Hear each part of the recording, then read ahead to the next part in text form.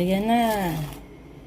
Alisado na siya pagkatapos ng kalahating oras. Lalagay na natin ang saging. Haluin muna natin.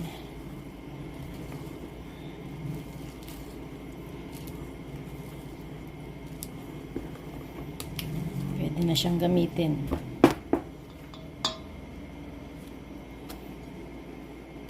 Kasi tayo ay gagawa ng maruya. Tayo magluluto ng maruya. Masarap yung merienda.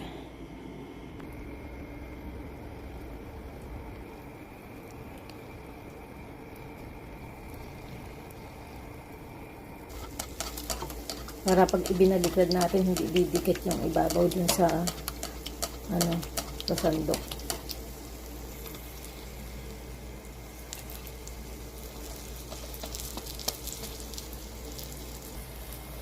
Tagilid natin para lubog sa mantika.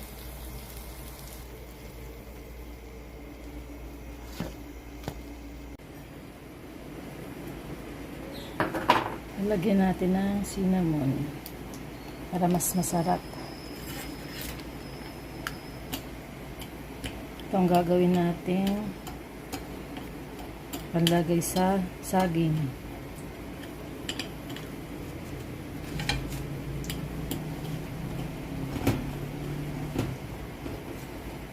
Ayan. Meron na tayong maruya, may cinnamon. Mas masarap ang lasa nito. Okay na. Tignan natin yung lasa. Mas gusto ko ang lasa nito. Masarap kasi ang cinnamon. Tignan natin. Masarap.